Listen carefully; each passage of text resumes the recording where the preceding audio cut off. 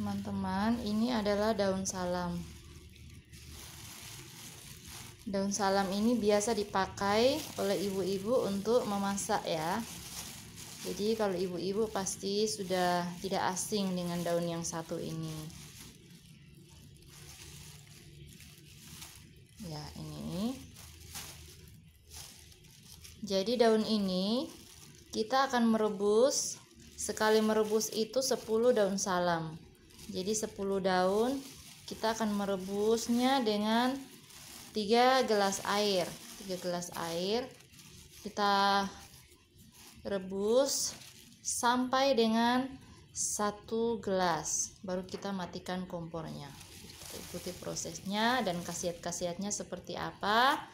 Ayo kita simak bersama-sama dalam video ini ya.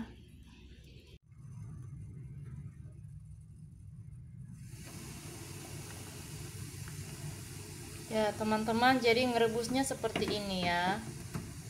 10 daun salam yang ditambah dengan 3 gelas air, kita rebus sampai menyusut, sampai kira-kira 1 gelas. Jadi seperti ini.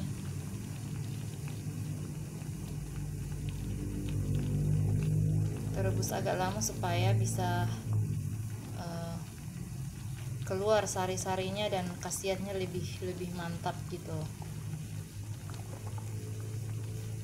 Ini merebusnya.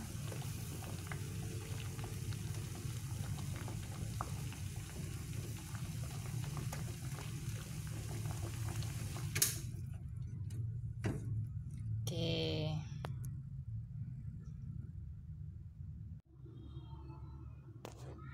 Ya, seperti ini sudah jadi. Nah, 1 gelas ini tidak langsung dihabiskan ya untuk 1 kali minum, tapi ini akan diminum 2 kali.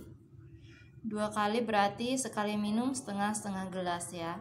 Setengah gelas akan diminum dalam 1 hari, itu pagi setengah dan malam sebelum tidur setengah. Jadi begitu ya. Oke, daun salamnya sebelum direbus tadi jangan lupa dicuci terlebih dahulu supaya bersih dan higienis. Ya teman-teman, daun salam ini mengandung banyak sekali manfaat.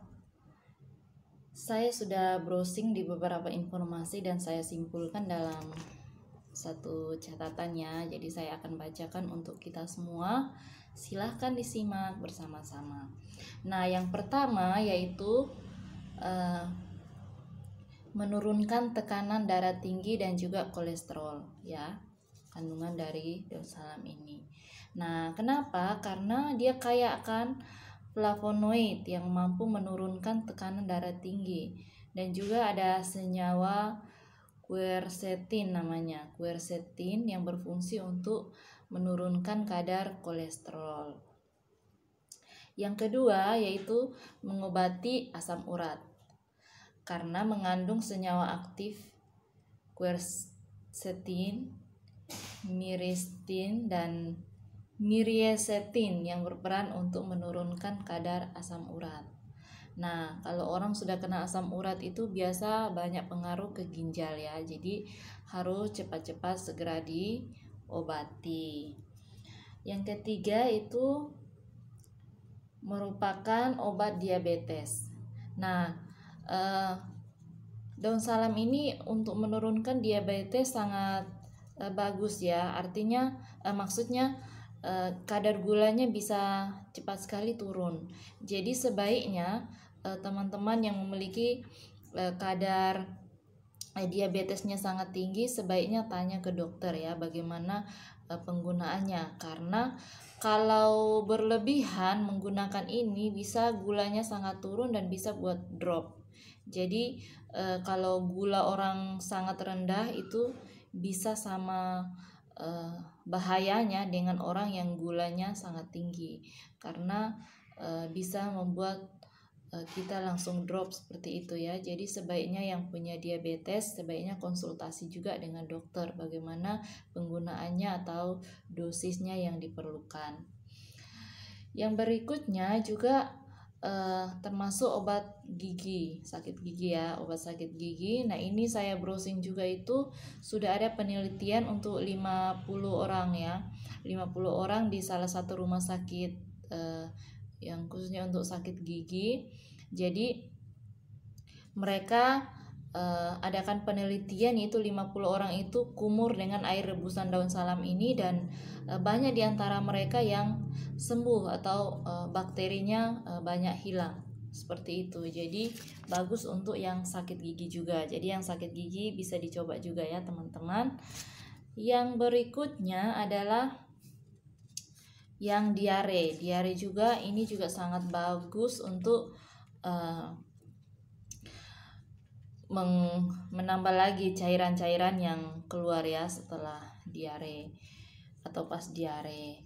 Yang berikutnya juga mengobati batuk pilek. Batuk pilek ini teman-teman, untuk batuk bisa diminum seperti biasa seperti tadi, dan kalau pilek bisa direbus dan kita uap ya. Kalau sudah mendidih taruh di wadah baru kita uap ya, taruh di sekitaran hidung, uap supaya cairan di hidung yang mampet bisa keluar dengan cepat. Nah, ini juga dipercaya atau khasiatnya itu sebagai anti kanker, jadi sangat bagus, dan juga untuk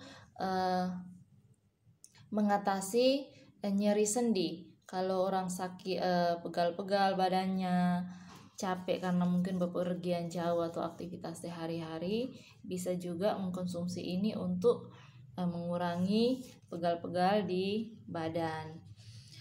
Dan juga untuk meningkatkan kinerja jantung.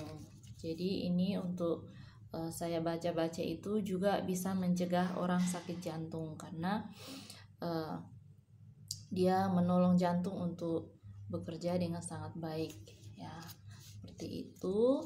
Nah, teman-teman, di sini juga ada efek sampingnya ya, ada efek sampingnya.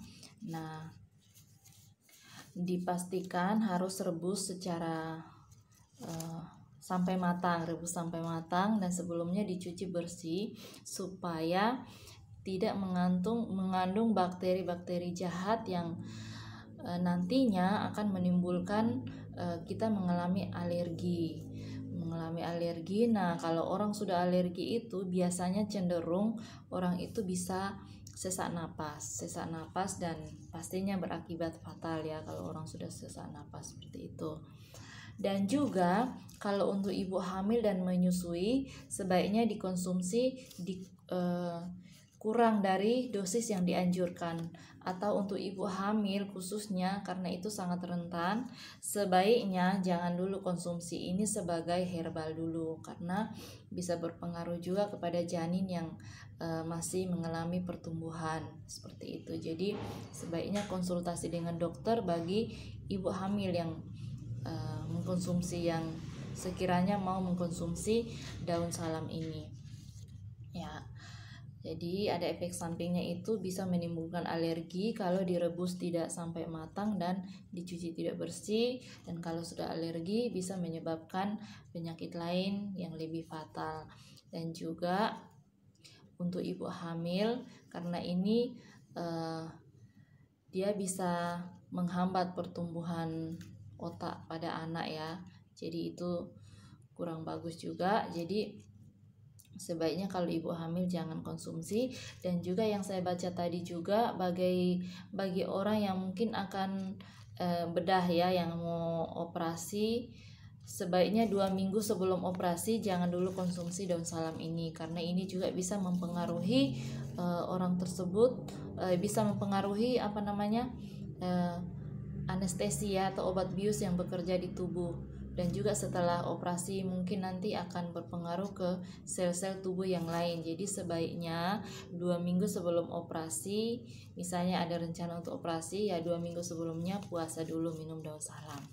Ya, seperti itu. Jadi cara konsumsinya seperti tadi ya.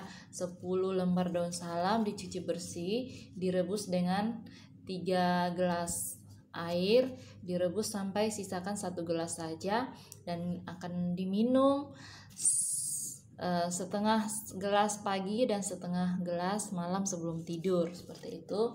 Jadi silakan dikonsumsi bagi teman-teman yang membutuhkan. Bagi kita semua juga yang sehat bisa juga untuk menjaga-jaga supaya tidak terjadi hal-hal yang tidak diinginkan. Ya, namanya menjaga kan lebih baik daripada kalau sudah sakit dan mengobati lebih parah ya, seperti itu. Jadi silahkan teman-teman konsumsi, dan jangan lupa juga konsultasi dengan dokter jika mengalami gangguan yang lebih. Nah, pesan terakhir saya untuk kita semua bahwa segala sesuatu itu baik, tapi kalau berlebihan bisa mengakibatkan masalah yang fatal dalam tubuh. Jadi sebaiknya konsumsi secukupnya saja dan sesuai dengan dosis saja. Minimal 2 hari sekali lah, 2 hari sekali dalam 1 atau 2 minggu. Setelah itu berhenti dulu, baru lanjut lagi. Minimal 1 bulan, berhenti dulu juga 1 bulan, baru lanjut lagi. Jadi jangan juga berlebihan karena tidak baik juga untuk tubuh. Oke, terima kasih sudah menonton video ini. Semoga video ini bermanfaat untuk teman-teman semuanya.